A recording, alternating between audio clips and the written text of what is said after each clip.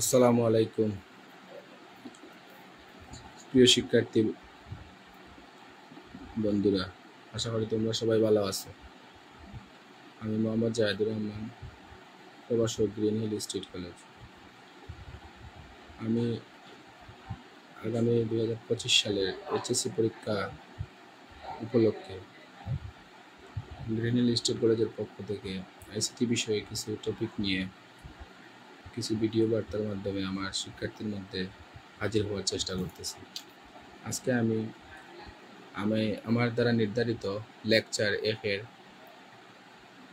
একটি টপিকস থেকে 5 নম্বর ক্লাস নেওয়ার জন্য তোমাদের সামনে হাজির হয়েছে।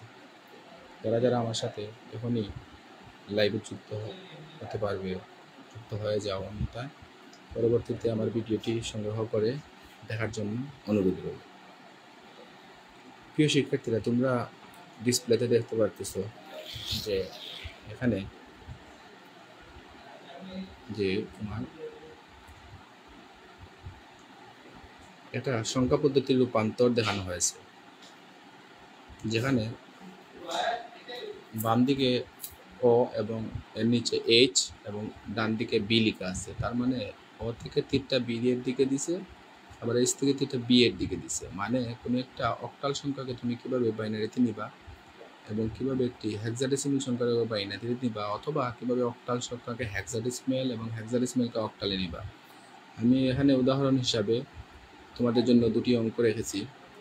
1 নাম্বার অঙ্কে দেখা যাচ্ছে এখানে একটা বাইনারি সংখ্যা আছে।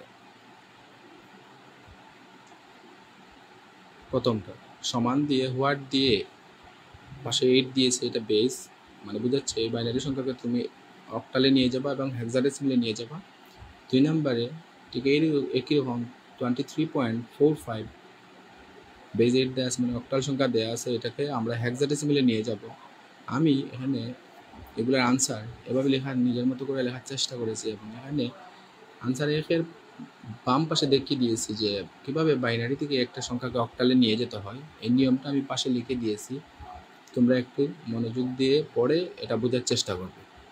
আসলে বাইনারি থেকে অক্টালে নেওয়ার নিয়মটি হচ্ছে এরকম: যদি কোনো ওই সংখ্যাটির দুটি অংশ থাকে, যে দশমিকের আগের অংশ পূর্ণ অংশ, দশমিকের পরের অংশ ভগ্নাংশ বা দশমিক অংশ, তাহলে আমাকে এই দুই অংশের জন্য কি করতে হবে?